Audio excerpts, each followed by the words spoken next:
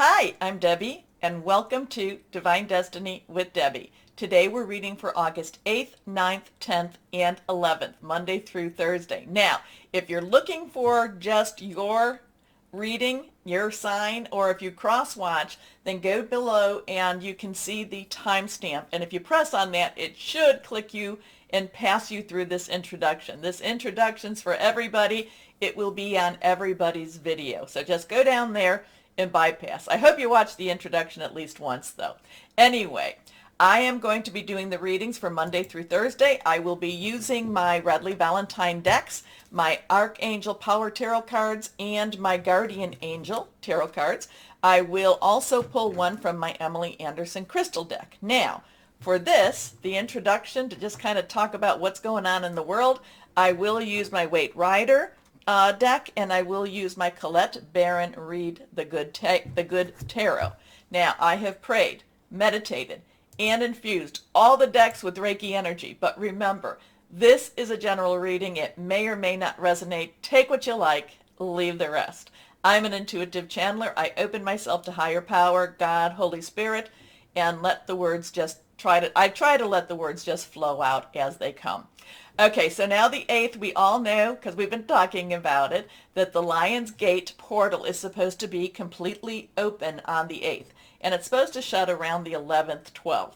Okay, so that 11th, August 11th does have some interesting energy with it too. But we'll get to that in a second. So August 8th, this is where it is totally open. There's many times that that people believe that there are, and they've actually been proven quite right about this, that portals do enter, between, or do open between interdimensions, interspace, between other planets too. So this is one of those times. This is with the star Sirius, a very large, this is why, they call this the dog days of summer because of Sirius.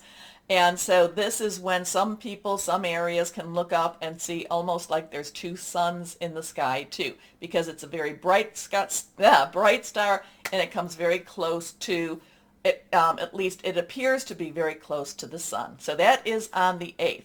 Now on the 8th also, Venus, which is in Cancer right now, will be opposing Pluto, which is retrograde in Capricorn. Pluto destruction. Capricorn is, does have a lot of government, church, kind of the Hierophant type of energy to it. I'm kind of picking that up. But Pluto does have that tower energy, okay? But Cancer, Venus in Cancer, all about the home, love of home, opposing this destructive but yet rebuilding type of energy. So that's going to be on the 8th, along with the portal opening. Now we're going to jump to the 11th. The 11th's got a lot of stuff going on. So on the 11th, and I'm going to look at my things here. Now remember, opposing and squared are your harsher aspects, okay? Opposing means exactly what it is, kind of a tug of war. Opposite opinions, opposite ways of doing something. Squaring is kind of like, kind of like working out, trying to get outside the box, trying to get inside the box. There's a lot of pressure with squaring. Okay, so anyway, the nicer ones are your trining and your sextiling and stuff like that. Anyway, we go to the 11th where Venus will enter into Leo, okay? Now, that will happen, if I can see where that will happen. I had the time. I think it's in the afternoon. Here, let's put this one up. Yes. Okay, I'm sorry. Yes, it happens at 2:30 p.m. Eastern Standard Time. And that will be on the 11th. And Venus entering Leo will actually work well for many people. There can be romances. There can be a lot of fire. There can be a lot of passion with that too. So then we have Mars, though. Oh, nope. On the 11th, we also have Leo squaring with Uranus, which is in Taurus. And a lot of Leos know that this is one of those other energies that's really been unexpected. Because remember, Uranus is expect the unexpected. It could be positive or negative. And this has really been in Leo job energies or job, in their job signs. So the fact that this is going on the 11th, There could be some really good job moves, or there can be some unexpected. Let's put it this way. There can be some unexpected things happening with jobs. We have Mars, which is in Taurus, sextiling Neptune, which is retrograde in Pisces. That's going to be very calming, very kind, there's possibilities. Dream big with that too. So then we have at 9:35 Eastern Time p.m., we have the full moon in Aquarius. So this is Aquarius's full moon. Air energy, thought processes, Aquarius is very, really wants things to go well, not just for themselves, but for society in large. So it's, interesting because the full moon will be opposing, again, the sun and Venus, which is in Leo. So again, there might be a little bit of, there's going to be some interesting energies with that. I really can't tell you just yet. It will also, the full moon will be sextiling, though, with Jupiter, which is in Aries, retrograde. And that can actually be very interesting new ideas, interesting ways of doing things. And it will also be conjunct. This is going to be these are going to be the two that it's going to be the interesting, really interesting stuff. The full moon in Aquarius will conjunct with Saturn, which is retrograde in Aquarius. And I've been talking about Saturn for so long. So now that it's really, the pressure is going to be on. So Saturn's going to be putting the pressure on the moon. The moon is going to be putting pressure on Saturn. And both of these will be putting pressure in Aquarius. And then we also have the full moon in Aquarius again, squaring with Uranus in Taurus. So again, the 11th is going to be it could be either a great day or it can be a very unsettling day. It could have lots of things to do with your home, your job, your career. And again, with that Uranus influence, it could be expect the unexpected. Either way we go.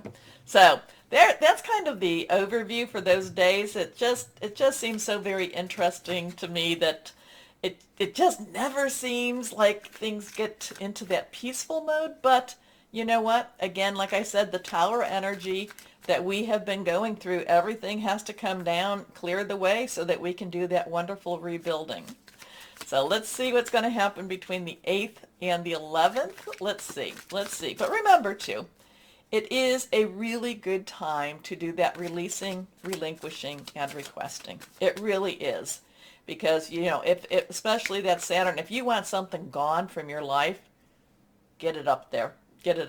Now, again, I don't worship the moon. It does affect us. It does. It affects everyone down here. It affects our water energies too. So it is something. It is a divine creation. Oh, hard decisions to be made on the 8th. It does. What was I saying? It does. Affect us in many different ways, but it is something that, it is a divine creation. That's what I was trying to say. And I look at it as just another tool that connects to higher power. Okay, so let's see what we've got. But this is the 8 of Swords. Swords is our air energy. So a lot of this is that Aquarius energy, that Gemini energy, and that Libra energy. So Aquarius seems to be the energies that are really strong for this time period here. So it is about thinking things through, making plans, hearing news. The only thing with this is it just seems like people are overwhelmed with the decisions that they have. It's not a 2. 2 would be more, clear cut. There's just all this overwhelming energy, your thought processes. You're thinking, which way do I go? Where do I go? How do I free myself? So the 8, of course, and remember, numbers are important. The 8 is the number of opportunity, unlimited opportunities, unlimited possibilities. But we have to have our eyes open in order to see those possibilities. And we cannot let, what is it? The only thing we have to fear is fear itself. So this does have a lot of fear energy going on with it. It just makes it feel very much that the, like which way do I go? Where do I go? What am I supposed to do? I just feel, overwhelmed. However, the thing about this, and remember, tarot is to find the path, the better path, or to provide you choices with paths. The thing about this is that the worry and the fear is not really as bad as what you might think it is. You know, this is traditionally that this is an illusion. It's an illusion of being trapped. This person is not. These swords do not surround her. At any point, these ropes, these binds, they can slip off of her. She can wiggle her way out of this. She can make these changes. She just is, right now, she's just a little trapped. She's trapped with her fears, and it's time for her to, pony up and just say, no, we gotta move. We gotta move this right now. So it's an interesting energy. Let's see what we've got on the other ones. Okay, here we go. Next one is Judgment. Interesting with that too. So we have a 20. There's our two choices, crossroads, decisions again. 0 is God, source, energy. Now, Judgment is looking at things real. No illusions, nothing but real. This is the facts. This is what happened. It's looking at things and not trying to find excuses. Facing. Is it facing your fears? It definitely could be. Because when you do these things, you find that they're not going to be as bad as you really think they are. It's kind of like calling that creditor up that might be, you're like, oh, I really should talk to them, but maybe not today. And once you do talk to them, there's a plan put into place, hopefully, and at least you know what you have to battle, what you have to fight, okay? So Judgment in itself is really just looking at things in reality, looking at what is going on in the truth. Now, the other thing about Judgment means that once you face these fears, face this reality, especially I'm kind of pulling in that Saturn going on that's, did I say it was opposing the full moon? I think so. So anyway, while that was going on, it's really saying, illusion versus reality. But once you face it, it falls off of you. Forgiveness is there, not only the forgiveness of your higher power, but also of yourself, and you're able to move on to something much better, something much more beautiful, something that's more fulfilling for you too. So let's see what we've got here. And there's your fulfillment. There's your star. So we have a 17 here. So that's a 1-7. 1 is a new beginning.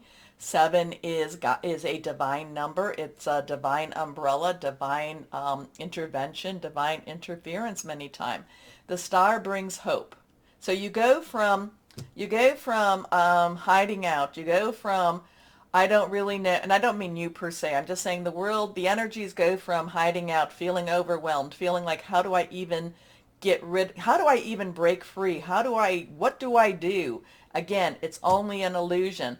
Now, the Judgment makes you look at things, or not, the world makes the world look at things. This is the reality of life. This is the reality that's going on in the heavens. Remember, these are major arcana cards.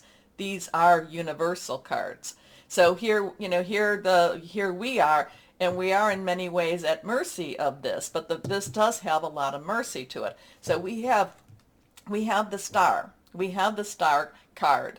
We have the one that is basically caring for both the waters and the earths. We have the star that brings about hope, that brings about new possibilities, making a wish upon a star. So, and it's interesting how these two did fall out. This one is the one that jumped, and this is how they came out. Again, I really get you have to look at things. You have to look at things clearly. And also, too, watch the ego. Ego, we always have to be careful about that devil energy, that ego energy, okay?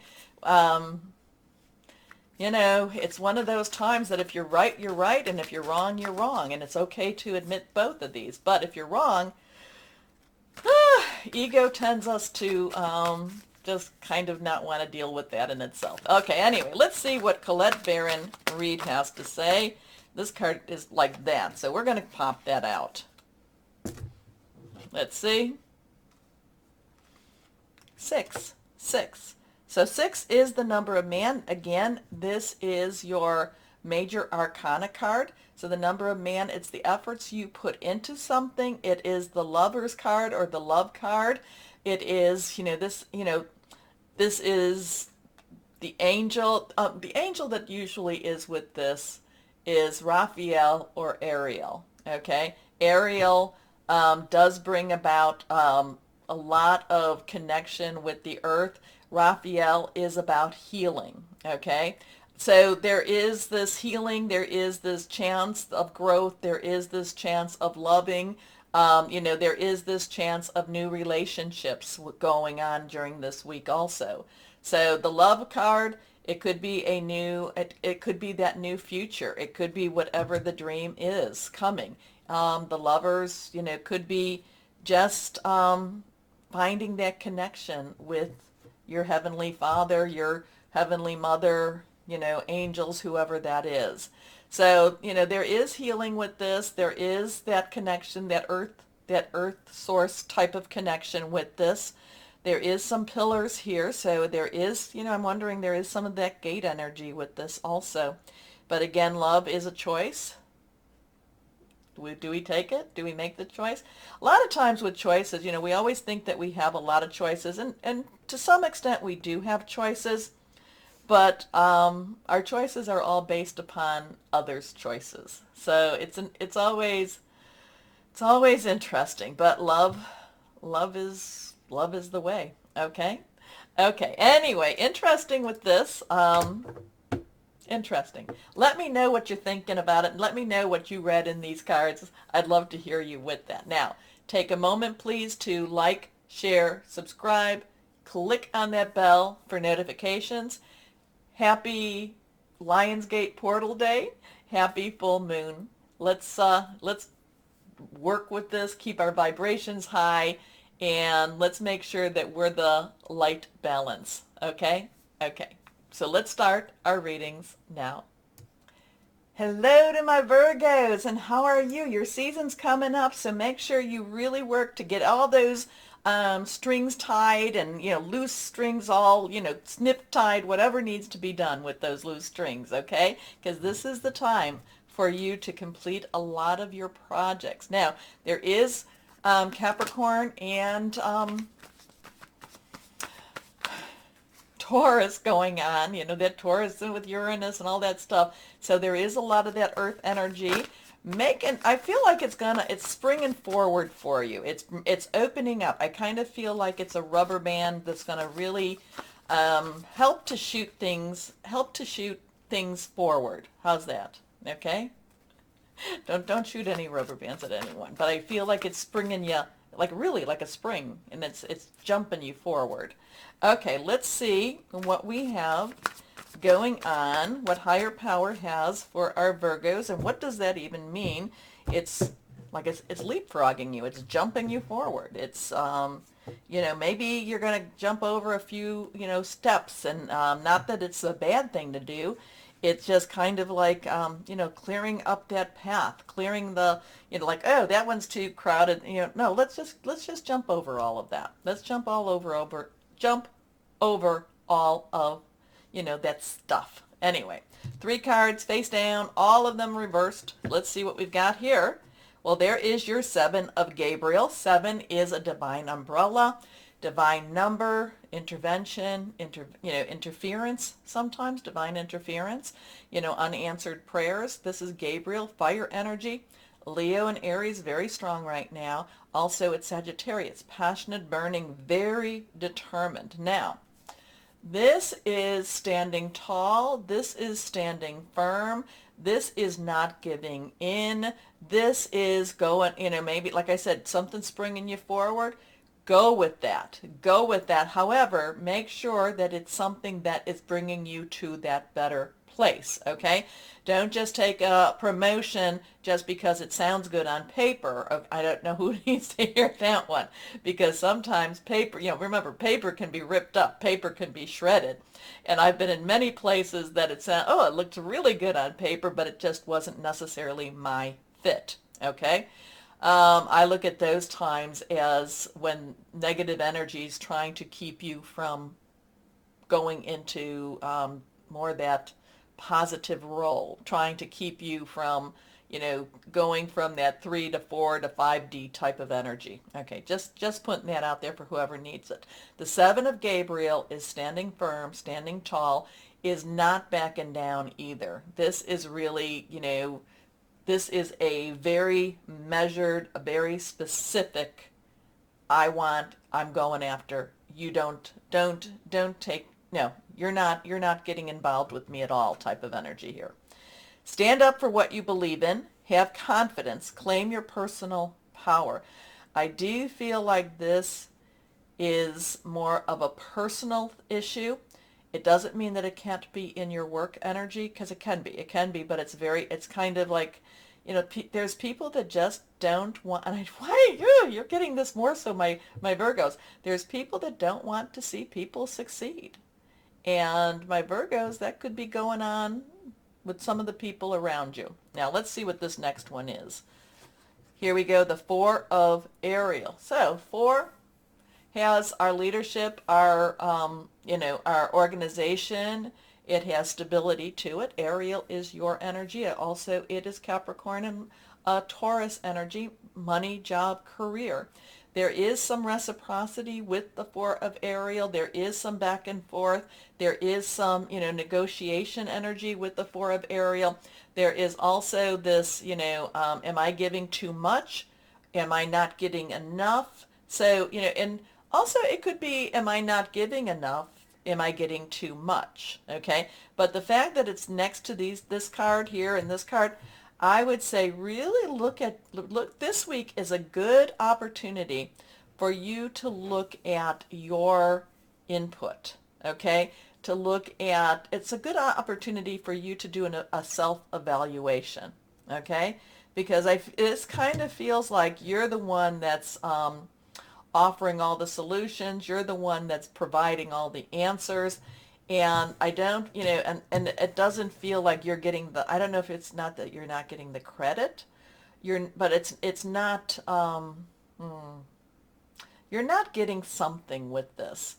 The loop is broken. The loop is broken. So it's kind of like you could be helping so many people and yet they don't say thank you. You can be offering so many people solutions and yet they take them and claim them as their own. I don't know. There's a reciprocity, but I feel like the loop is broken as it returns back. It's supposed to, you don't do things for what somebody else does for you, but you don't do things to get a kick in the butt either.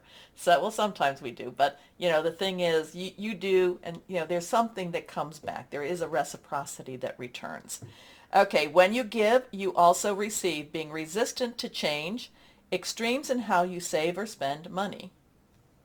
There is a little bit of a money energy. Well, normally there's a big money energy with the Four of Ariel, and I'm usually telling people to watch their bank accounts. I'm not picking that up so much for you, so I'm thinking it's more of a, it's more of a energy charge, okay? Energy, think of energy as your currency. And are you paying too much energy? Are you giving too much currency to something and not receiving the currency back? Anyway, next card is the Seven of Raphael. So we have a 7 again, divine umbrella. Raphael is our water energy, Cancer, Pisces, and Scorpio, fluid and emotional.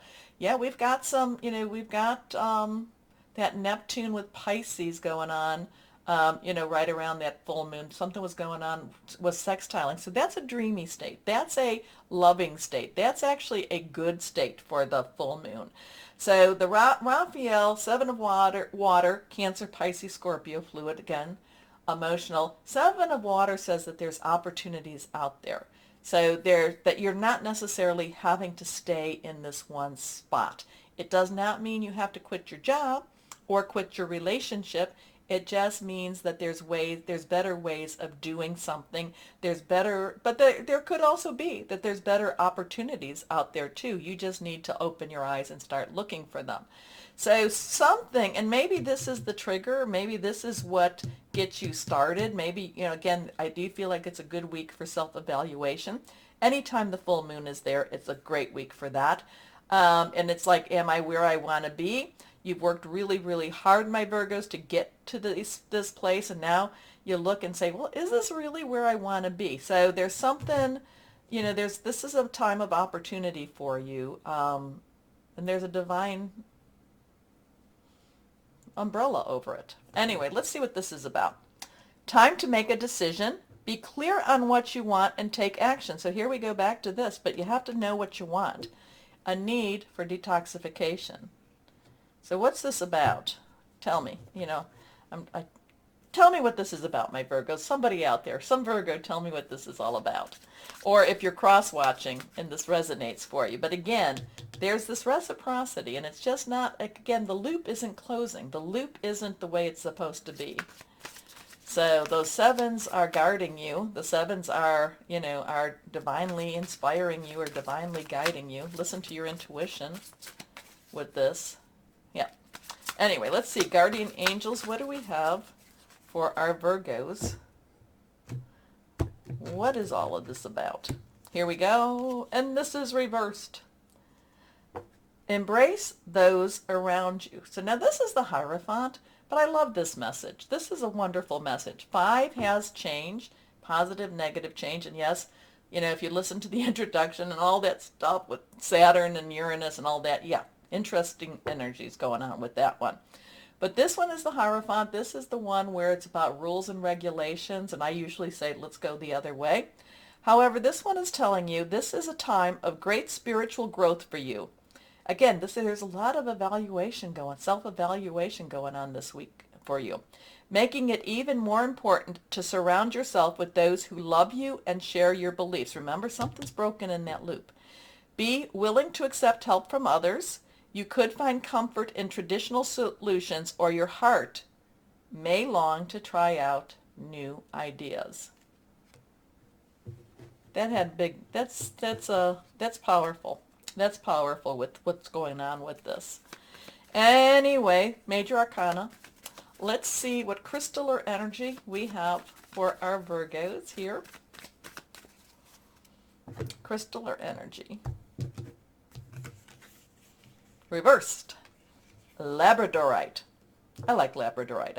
I use this a lot in my Reiki sessions. Shamanic journeying, brave, magical power, higher awareness. Okay, my Virgos, what is this? What am I even talking about? You let me know. Take a moment now, my Virgos, like, share, subscribe, click on the bell for notifications. As always, my Virgos, know that you are loved, stay shining, and be blessed. Bye-bye.